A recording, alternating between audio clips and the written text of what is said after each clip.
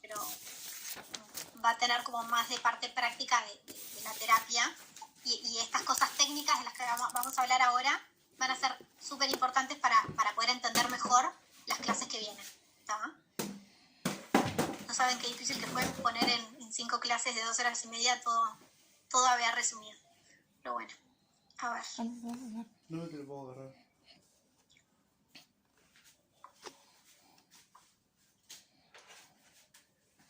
No.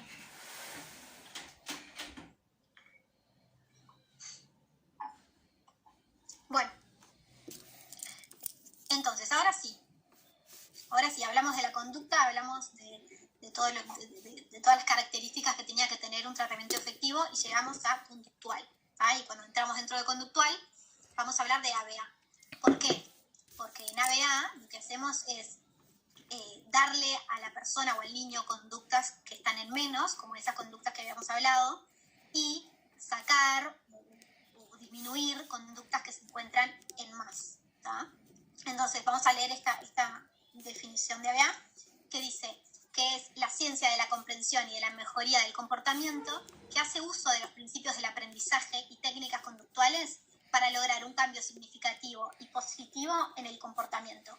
Entonces, si nosotros resumimos esto, lo que hace ABA es estudiar cómo nos comportamos para modificar comportamientos que tenemos. ¿tá?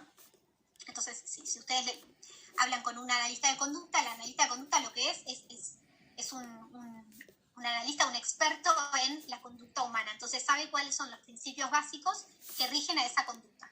¿tá? Entonces, ¿en qué se basa? Se basa en el análisis y el cambio de la conducta. El análisis quiere decir, bueno, voy a leerlo, pero después les digo resumido, identificar la relación funcional entre los acontecimientos del ambiente y una conducta en particular, para entender por qué la conducta ocurre o por qué una persona se comporta como lo hace. Entonces, analizar es ver por qué la conducta ocurre, ¿tá? ¿Qué es lo que está pasando? ¿Por qué aparece esa conducta? Y modificar es desarrollar y aplicar procedimientos para ayudar a las personas para cambiar el comportamiento. Entonces, analizar es el por qué la conducta ocurre y modificar es ayudar a las personas a cambiar un comportamiento.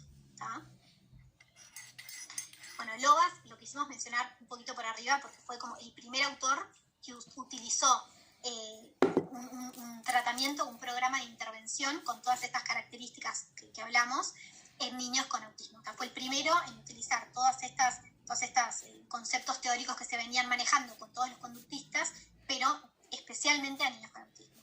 ¿tá? Y los programas de Logas siguen en funcionamiento en la actualidad como versiones del programa original de los años 80 del siglo XX. Bueno, entonces, ¿dónde podemos aplicar ABA? O sea, ¿es solo para niños con autismo? No. ABA se puede aplicar para el trastorno del desarrollo y aprendizaje, para la educación especial, para la conducta infantil, para la educación, para la rehabilitación, la psicología comunitaria, psicología clínica, para las empresas, en recursos humanos, promoción de autonomía personal, para la prevención de cualquier área, para la psicología del deporte y la gerontología. ¿tá? Entonces, todas estas aplicaciones puede tener el análisis aplicado del comportamiento. Y uno tiende a pensar que solo para... A nosotros nos pasa un montón, que existe como esa creencia de que es solo para niños con autismo y en realidad no es así, ¿sí? Entonces, seguimos hablando de la conducta. La conducta tiene dos características, sí, o categorías puede ser, que son las que nos van a interesar. Por una parte, lo que es la topografía. La topografía es la forma, la apariencia. Y por otra parte, lo que es la función. ¿tá? El propósito, el por qué, el para qué ocurre esa conducta. Entonces, lo que más nos va a importar en ABA, nos van a importar las dos cosas, pero lo que más nos va a importar es la función. ¿Por qué está esta conducta? ¿Para qué está? ¿Cuál es el propósito que tiene esta conducta en el desarrollo de este niño? ¿sí? Entonces, por ejemplo, vamos a poner ejemplo de esto. Podemos correr para escapar de alguien o podemos correr porque no llegamos al ómnibus. Entonces es la misma conducta, tiene la misma forma, pero la función es diferente. O un niño puede llorar por dolor, pero también puede llorar porque quiere que le compren el juguete que viene en el supermercado. Entonces es lo mismo, es la misma forma o la misma apariencia de esa conducta, pero la función es muy distinta. Entonces, ¿Por qué es importante esto? Porque la intervención que vamos a tener que hacer es muy distinta, ¿sí? Y esto es algo que hacemos muchísimo en la terapia, cada vez que aparece una conducta inapropiada o que aparece algo que no está bueno o alguna conducta no deseada, lo primero que hacemos es tomar registro.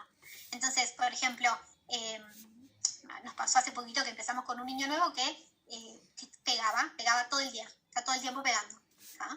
Entonces, lo primero que hacemos cuando llegamos a la casa de ese niño es ponernos a registrar cuándo pega, por qué pega, en qué horarios, qué le pasó antes, qué le pasó después, todo eso lo vamos a analizar más adelante también.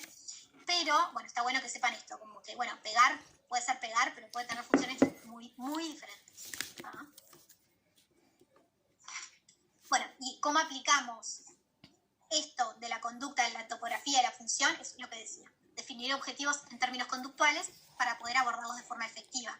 Por ejemplo, si nosotros decimos que un niño, por ejemplo, se está portando mal, ¿qué es portar mal? Lo tengo que definir con verbos, con algo que me deje ver cada una de la forma que tiene y el propósito. Entonces, tengo que realmente definir lo que está pasando, no solo dar como a veces damos como una definición muy global, muy vaga, de el niño está desafiante. Bueno, pero ¿cómo está desafiante? ¿Qué hace?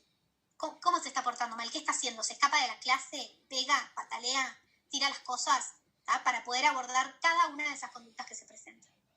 Y ahora vamos a hablar de cada uno de estos principios básicos que en todo esto se basa la terapia. Y todo esto parece que son cosas muy teóricas, pero la verdad es que no sé, hay varias terapeutas del equipo acá que están escuchando, ¿no? Son cosas que consideramos muchísimo en el día a día. Como que uno dice, esto es re teórico cuando viene lo práctico, pero la verdad es que en cada sesión estamos hablando de estas cosas, por no decir de todas. La primera, la ley del efecto, que es lo que vimos recién de Thorndike, de ese autor, que decía que un comportamiento que es reforzado tiende a aumentar y un comportamiento que no es reforzado tiende a disminuir. ¿tá? Entonces acá tenemos el B de behavior, de comportamiento, y la C de consecuencia. ¿tá? Entonces, ¿qué es esto? Esto es como se maneja la conducta de cualquier persona, ¿sí? No de un niño con autismo, de cualquier persona. Entonces, nosotros, conociendo la ley del efecto, es que podemos utilizarla para enseñar o para enseñar comportamientos o para sacar comportamientos. ¿tá? Entonces, por ejemplo, si una persona cocina una mujer cocina una torta, está en su casa, que se pasó todo el día cocinando la torta, bueno, se sientan todos a comer, nadie le habla, la comen todos enseguida, el marido no le dice nada, hay muchas chances de que esa conducta de hacer la torta no se vuelva a repetir en el futuro. La probabilidad de que se vuelva a repetir baja. ¿Por qué? Porque no tuvo una consecuencia positiva para ella, no fue reforzada esa conducta, ¿sí?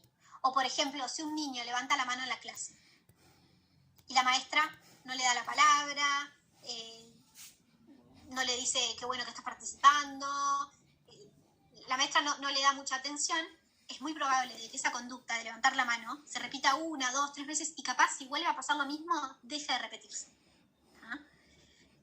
En esto, en la ley del efecto, se basa, por ejemplo, todo lo que es las notas escolares o los premios del presentismo en el trabajo. O sea, todo se basa en esto, en la ley del efecto.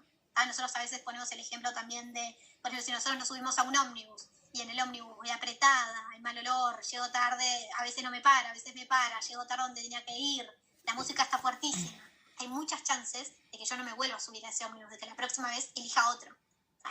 Es por esto, porque un comportamiento que es reforzado tiende a aumentar y un comportamiento que no es reforzado tiende a disminuir. ¿Puedo hacerte una consulta, Guillermina? Claro. Tengo una duda con respecto a eso.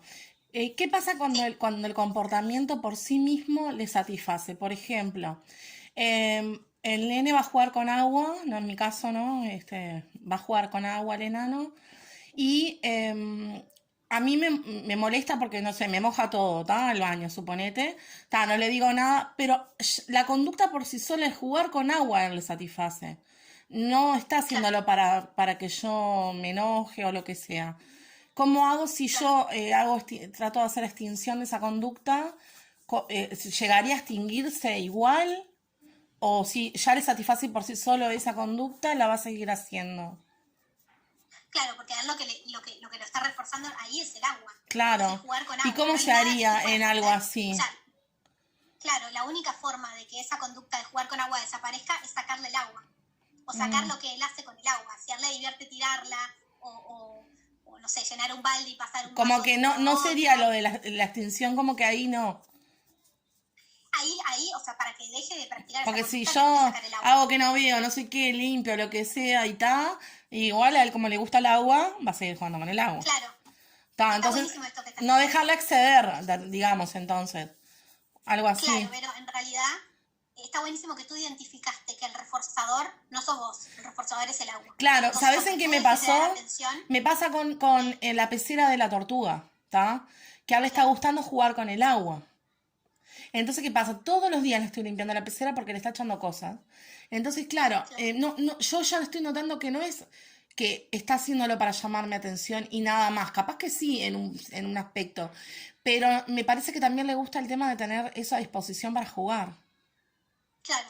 Ahí lo que haríamos es sacar la pecera. O sea, si todavía no estás Está preparado para tener la pecera y no estar jugando con el agua, se saca la pecera. Porque si bien. no, genera conducta inapropiada. O sea, en realidad lo que estaríamos haciendo es una extinción. Estaríamos sacando el reforzador que está manteniendo esa conducta de jugar y tirar el agua, Ajá. es el agua. Estamos sacando el reforzador. Perfecto. ¿Entiendes? Ahora vamos a hablar más adelante de lo que es Está, la entonces en todo caso extinción. colocarlo en un lugar que no esté tan de tanto fácil acceso. Sí, Está, bien. sí, sí. Está, Por eso. ahora haríamos eso. Ta, esa duda se me planteó, ya te digo, bueno, con otras situaciones también, de que, claro, no siempre la extinción, sí el reforzador está siendo mismo el objeto para él.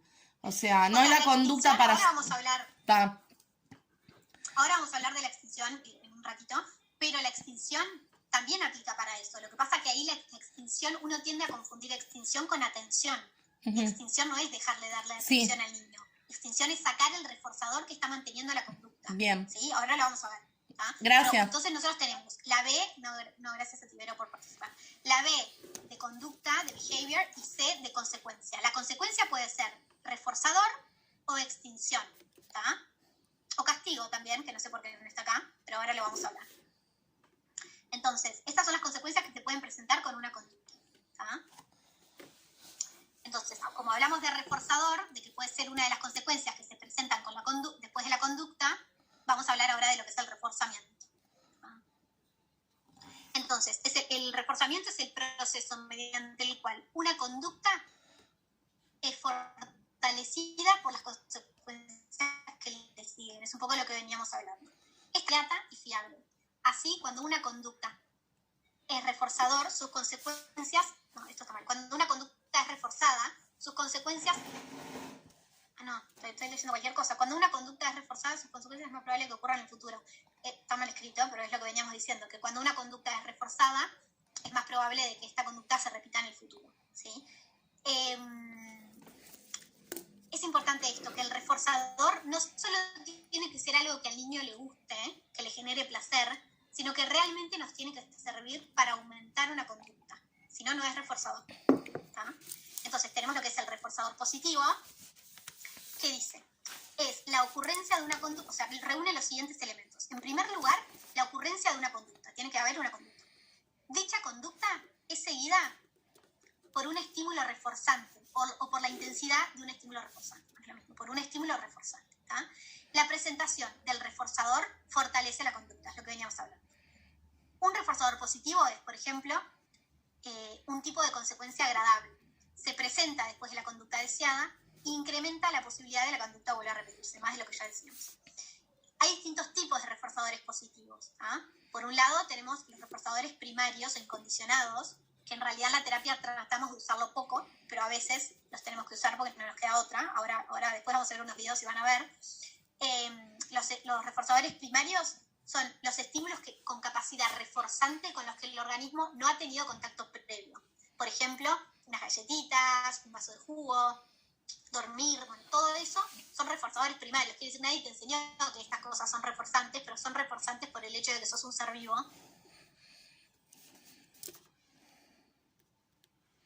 Y estas cosas permiten tu supervivencia, ¿sí? El jugo, la comida, la cremita para cuando tenemos la piel seca, bueno, todas estas cosas. Más ejemplos. ¿Alguien quiere decir algún ejemplo?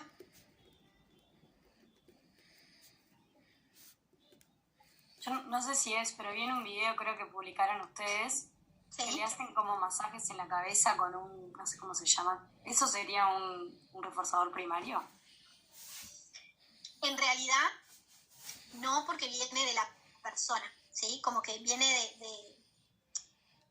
de la persona, de un social, de algo social. Entonces, nosotros en realidad le llamamos reforzador social, pero es verdad que tiene mucho que ver con lo sensorial, que genera como mucho placer y relajación en la persona, pero van a ver que muchos de nuestros reforzadores que usamos sociales, por lo general, están como muy dirigidos o a lo físico o a lo sensorial, pues algo que los niños de por sí disfrutan, pero en realidad llamaríamos a ese reforzador como un poquito más social, está más secundario.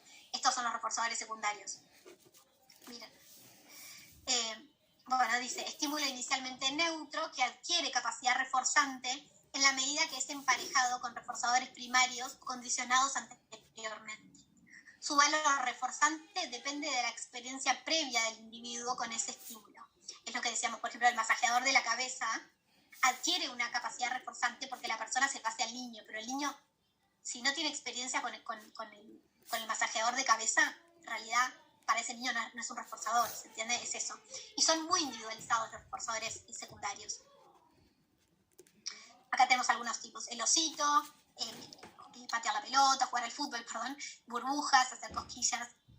Nosotros, por ejemplo, acá hay más ejemplos, pero se los voy a comentar yo.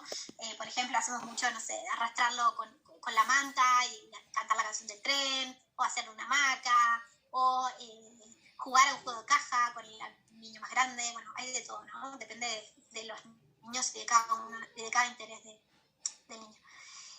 Bueno, y dentro de los reforzadores secundarios tenemos los reforzadores tangibles, que son los juguetes, los objetos, etcétera, de actividades, como por ejemplo el fútbol, las escondidas, y reforzadores más sociales, como esto que decíamos, las caricias, las cosquillas, los besos, que son reforzadores de contacto físico, ¿ah? De proximidad, que a veces la mera presencia física ya es reforzante para ese niño, sobre todo cuando viene de los papás. Los reforzadores sociales verbales, que lo hacemos todo el tiempo a las terapeutas, es como, capo, muy bien, pero qué lindo que lo hiciste. Bueno, todo eso son reforzadores sociales verbales. Y los generalizados, que los generalizados son esos reforzadores que en realidad se relacionan con el acceso a otros muchos reforzadores. Por ejemplo, la plata, o ganarte 3 puntitos, y los 3 puntitos te hace que tú puedas elegir entre una variedad de juegos. Entonces, esos son los que por lo general son acordados. O sea, si usamos esto en terapia es porque es acordado con el niño. O sea, el niño tiene que aprender esto, y por lo general se usan los más grandes. Bueno, entonces ahora vamos a hablar de que hay dos tipos de reforzadores, el positivo y el negativo. ¿Ah? El positivo ya estuvimos hablando de los tipos de cómo pueden ser, pero vamos a diferenciarlo del negativo. ¿Ah? El reforzador positivo está definido por la ocurrencia de una conducta, y esa conducta va seguida por la... No, esto está mal, creo, chicas. Déjenme ver una cosita. No, esto está mal. El reforzador positivo se caracteriza por cuando decimos positivo o negativo, aclaro, no es que es algo malo o algo bueno. O sea, no estamos hablando de eso. Estamos hablando de sacar o de poner. ¿Tá? En el reforzador positivo agregamos una cosa. Esto después se lo corregimos y se lo mandamos de vuelta. El reforzador positivo, lo que hacemos es agregar algo agradable. Presentamos algo agradable a la situación. ¿Tá? Por lo general, en la terapia trabajamos con reforzadores positivos, por lo general, por no decir siempre. Entonces, por ejemplo, acá tenemos un ejemplo. Está el ED, que quiere decir estímulo discriminado, ¿tá? Y tenemos presentación de un problema de matemáticas. La respuesta es resolver el problema de matemáticas, y el reforzador positivo, que dice acá el estímulo reforzante positivo, es muy bien, que es un reforzador social verbal, ¿tá? Y después, lo que es el reforzamiento negativo, que era este que está acá escrito, que está mal, es la ocurrencia de una conducta, que dicha conducta es seguida por la eliminación de un estímulo aversivo, o por la disminución de intensidad de un estímulo aversivo. Entonces, en la positiva decíamos que agregábamos una consecuencia, poníamos una consecuencia agradable. En la negativa lo que hacemos es sacar una consecuencia o algo desagradable, algo que al niño o a la persona no le gusta. Las dos cosas siguen siendo reforzantes, o sea, las dos cosas tienen como objetivo aumentar una conducta, ¿sí? Por ejemplo, miremos esto. Una ventana está abierta, obviamente tiene frío la persona, la respuesta es cerrar la ventana, y acá está el ejemplo del reforzador negativo, se reduce el frío, ¿sí? Se retira algo desagradable que estaba pasando en la situación. Son los dos tienen como objetivo aumentar conducta, pero de distintas formas. Uno es poniendo algo agradable y otra es sacando algo desagradable, ¿no? El 90% del impacto de una intervención intensiva y temprana depende del uso efectivo de los reforzadores. Los reforzadores tienen que ser individualizados. A veces creemos que a todos los niños les gusta, no sé, jugar con espuma a afeitar, pero nuestro niño no disfruta de jugar con espuma a afeitar. Entonces hay que pensar un reforzador que ese niño realmente disfrute. Inmediato, 1,8 segundos después de la conducta que queremos reforzar. ¿Por qué tiene que ser inmediato el reforzador? Porque si nosotros nos demoramos en presentar el reforzador, pueden aparecer otras conductas. Entonces al niño no le queda claro cuál es la conducta que estamos reforzando. ¿Se entiende? Si yo le pido al niño, por ejemplo, le digo, tócate la cabeza. El niño se toca la cabeza. Y yo espero un ratito antes de darle el reforzador porque me distraje o porque me puse a anotar algo, y el niño capaz aplaude porque se autoestimula. Entonces el niño puede llegar a entender que estamos reforzando la autoestimulación y en realidad queríamos responder el tocate la cabeza, reforzar el tocate la cabeza. Por eso la importancia de que sea inmediato el reforzador. Contingente, justo después de la conducta a reforzar. Ahora vamos a ver lo que es contingente, así que no lo voy a explicar ahora. Y no es tan importante el qué, sino el cómo. Esto se los decimos todo el tiempo a las terapeutas, de que puedo usar un lápiz de reforzador. No es importante el objeto que uso, sino que es importante cómo lo uso, el show que hago alrededor del objeto. Y la variabilidad, obviamente, de que varíen permanentemente, de no quedarnos siempre con lo mismo, porque si no, en algún momento ese reforzador va a dejar de ser reforzador, va a dejar de ser reforzante, ¿tá? Este trabajo de buscar reforzadores es el trabajo más difícil que tiene que hacer la terapeuta cuando llega a la casa del niño. Es lo más difícil. ¿Por qué? Porque justamente estamos hablando de niños que tienen una carencia en lo que es la motivación social. Entonces no se divierten con cualquier cosa. Y ahí está el trabajo de los padres y de las terapeutas de estar buscando y probando y tratando. Bueno. Entonces, por ejemplo, acá tenemos como lo que hacemos para identificar y seleccionar los reforzadores positivos que podemos utilizar, ¿tá? Lo primero es la información directa del niño o su entorno. Les preguntamos a los papás, ¿qué le gusta hacer? ¿Con qué juega? ¿Qué hace cuando está solo? ¿Qué tiene? ¿Qué no tiene? ¿Qué probaron? ¿Le gusta cuando lo tiran en la cama y le hacen cosquillas? ¿Le gusta cuando está en la bañera y le tiran el vasito con agua por la cabeza? ¿Qué le gusta hacer a ese niño? ¿Le gusta que le canten una canción o que le lean un cuento? Eso es información que se saca del entorno. Recoger información de los padres, lo que dije, y también de verlo al niño en su ambiente natural, ver cuando está sin hacer nada, incluso sacar información de sus autoestimulaciones. ¿Qué le gusta a este niño? ¿Está todo el tiempo corriendo y saltando? ¿Le gustará si yo lo hago saltar todavía más alto en la cama elástica? ¿Ah? ¿O le gustará la adrenalina, como hacerlo volar bien rápido y después tirarlo al sillón? Entonces uno hasta puede aprender de sus autoestimulaciones. ¿Ah? Bueno, probar cosas nuevas, usar cosas que han funcionado en ocasiones pasadas. Capaz que hay algo que probamos, que nos olvidamos de probarlo y al tiempo volvemos a probarlo y sigue funcionando, o al revés, capaz que hay algo que probamos ayer que hoy lo vuelvo a presentar y hoy no lo quiere, no le gusta. Entonces pasa muchísimo con estos chicos. Después, situaciones en las que el niño habitualmente se ríe, observar esas situaciones, sacar información para poder copiar reforzadores que hacen reír al niño. Situaciones a las que el niño no tiene acceso, por lo general, las cosas a las que el niño no tiene acceso son más reforzantes. Muchas veces nos pasa con muchos niños en terapia que estamos como con un problema de no encontramos reforzador o no tenemos tantos reforzadores para trabajar, pasa muchísimo esto. Y lo que hacemos es pedirle a la familia que haga una restricción de todas las cosas que le gustan. Entonces, por ejemplo, si en tiempo libre le gusta jugar con la linterna, bueno, contamos la linterna. Porque ahora las terapeutas la van a usar porque les va a servir para trabajar. Ahí ya veo a alguien que se ríe, se ve que se acuerda o se siente identificada.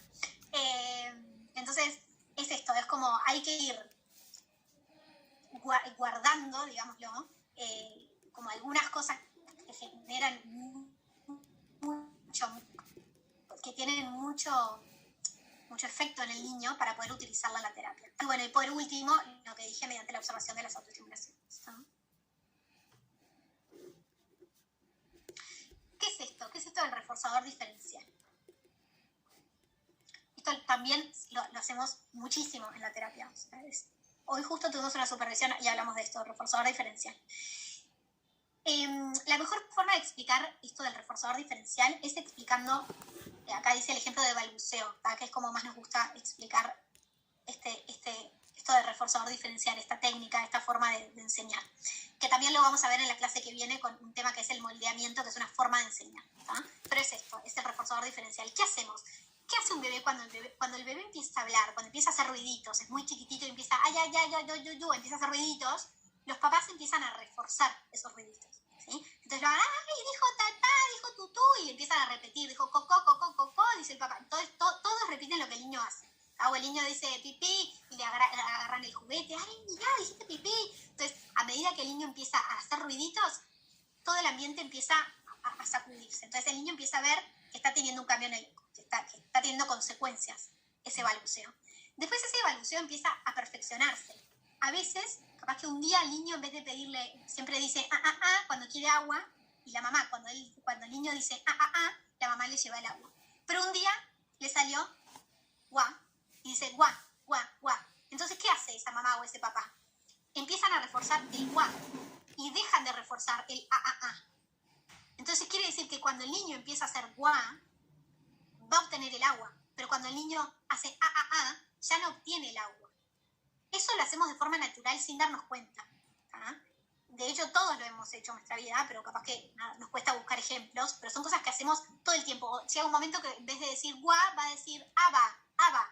Entonces ya no le van a dar más el agua cuando dice guá, le van a dar el agua cuando dice aba. ¿Tá? Entonces es esto, vamos reforzando, haciendo un reforzamiento diferencial de algunas conductas y otras no. Lo que antes reforzábamos, ahora lo dejamos de reforzar, hacemos extinción de eso que reforzábamos antes y empezamos a reforzar otras conductas. Entonces, por ejemplo, el balbuceo se va perfeccionando. ¿Tá? De esto vamos a seguir hablando la clase que viene, por eso no quiero seguir hablando. Hay distintos programas de reforzamiento. Esto es re importante porque una vez que empezamos con un niño en la terapia, vamos a decidir cómo vamos a reforzar sus conductas que les vamos a enseñar. ¿Qué programa de reforzamiento vamos a usar?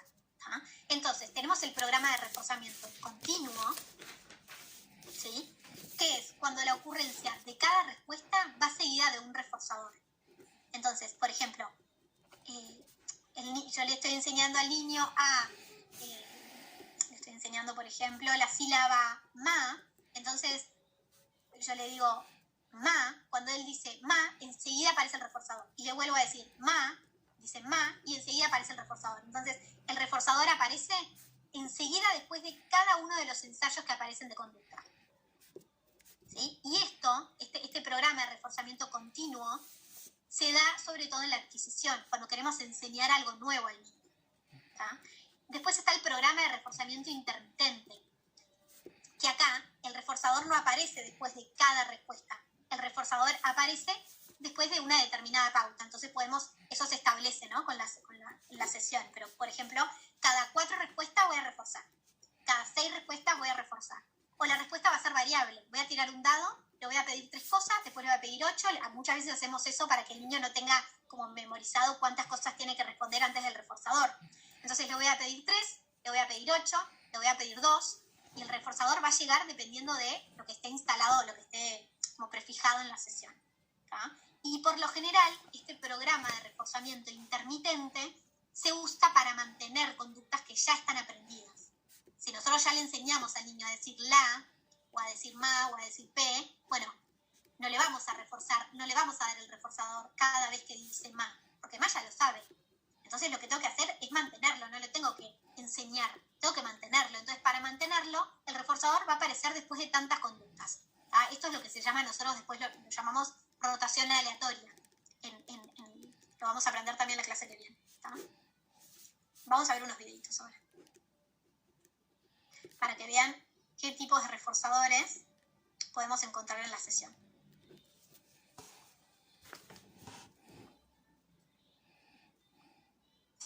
Para dormir, le falta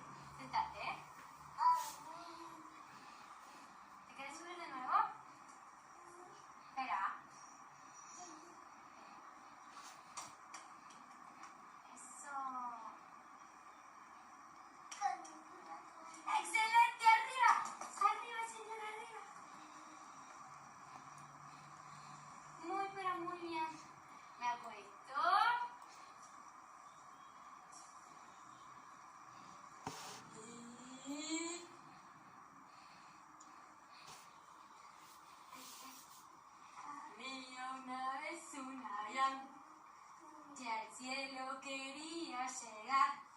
Y subía y bajaba y subía y bajaba y al cielo quería llegar. Había una vez un avión que al cielo quería llegar. Y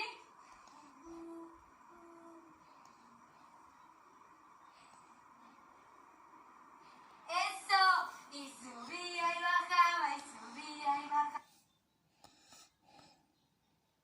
Bueno, como vieron en este video, Piku, que es la terapeuta, está usando un reforzador muy social y es físico también, ¿no? Como de levantarlo en la toalla y hacerlo volar. ¿Pueden decirme qué tipo de, a ver si se les ocurre, qué tipo de, esto que teníamos, acá, qué tipo de programa de reforzamiento está haciendo Piku en ese video? ¿Está haciendo un programa de reforzamiento continuo o está haciendo un programa de reforzamiento intermitente?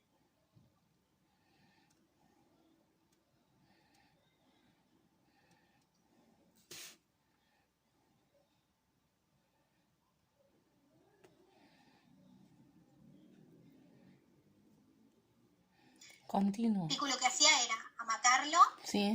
lo paró, le dijo esperá, puso sus manos en sus piernas y le hizo. Es continuo, ¿Y ¿no? después qué otra cosa hizo? Es continuo, ¿no? Porque va seguido del reforzador. Sí, pero ¿cuántas imitaciones le pidió? Pero Le pidió después una. le hizo imitarle Un los par. pies, ¿o no? Ahí va. Le pidió 2 imitaciones. Sí, Le hizo aplaudir y después le hizo tocarse los pies. Entonces, perfecto. Entonces, Intermitente, ¿no? claro, es un programa de reforzamiento intermitente. ¿Qué quiere decir? Que hacer esta imitación y hacer la imitación de tocarse los pies ya estaban aprendidas. Lo que está haciendo Piku es mantenerlas. Esas demandas, esos ítems, estaban en rotación. Quiere decir que, como ya lo sabe, los está repitiendo de forma aleatoria y le está dando el reforzador después de varias conductas. Ya no le da, apenas hace así, le da el reforzador. No, eso ya lo hizo, eso ya pasó, porque ya lo aprendió. Ahora lo está manteniendo. ¿Está?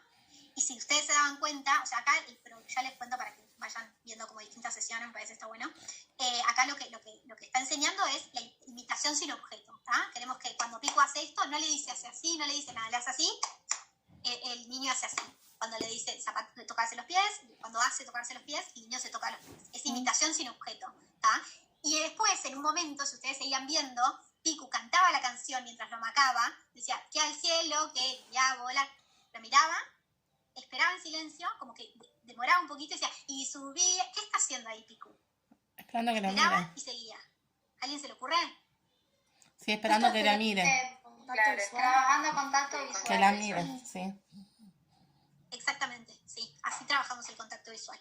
¿Ah? O sea, esperamos en silencio, no le decimos mirame, no lo tocamos, esperamos en silencio. Cuando el niño vuelve a mirar, se le vuelve a presentar el reforzador.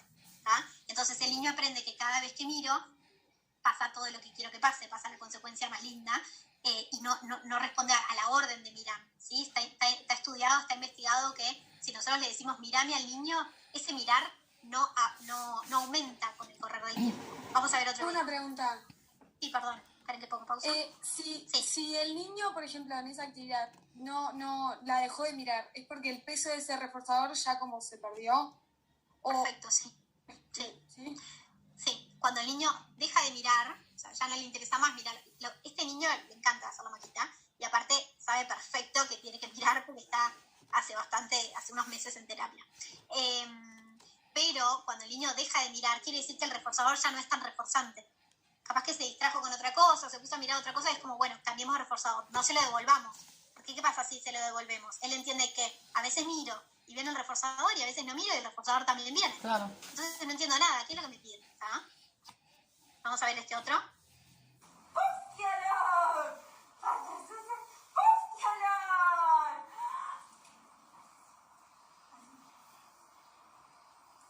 Pata sucia se reía. Jaje, jijoju. ¡Búsquelo! ¿Pata sucia eres? A ver. ¡Búsquelo! A ver.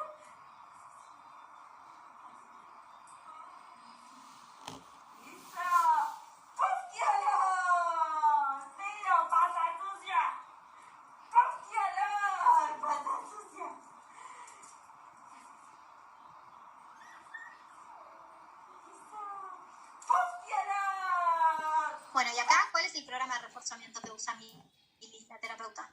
El primero, ¿no? Porque le está... Continuo. Claro, es un programa de reforzamiento continuo. Lo que está haciendo es enseñarle a la imitación de bueno, tocarse la cabeza. ¿Ah? Entonces, como le está enseñando, le da ayuda masiva. Vieron que siempre le levanta la manito y le da ayuda. No trabajamos con el error, no dejamos que se equivoque. Esto también lo vamos a ver en la clase que viene, pero ya se lo voy introduciendo.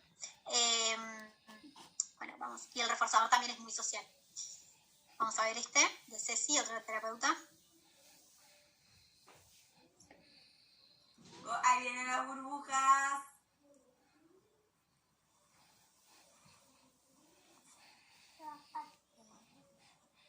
Eso es. A ver. Muy bien. Excelente. ¿Cómo estás explotando todo? Ahí viene de nuevo.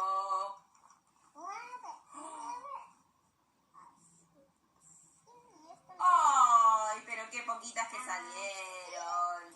Ahí vienen de nuevo. Chucu, chucu, chucu, chucu, chucu, chucu, chucu. Y acá, Era continuo también, ¿no? O sea, cada vez que lo miraba, ella le tiraba las burbujas. bien, seguimos reforzando el contacto visual. El contacto visual ahí está en enseñanza, o sea, está como un programa y se le está enseñando al niño a mirar. ¿Ah? Vieron que casi todos los reforzadores que usamos son sociales y, o sea, secundarios. Cielo quería llegar.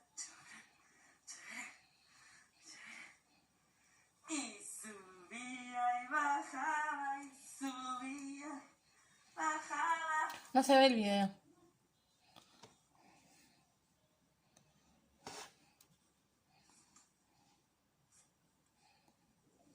Ahí ella espera, porque él no la está mirando.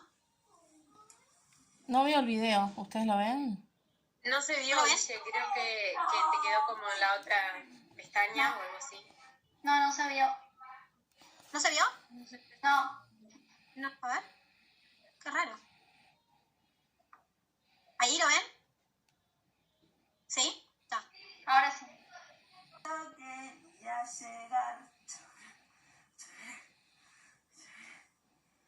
Y subía y bajaba y subía, bajaba.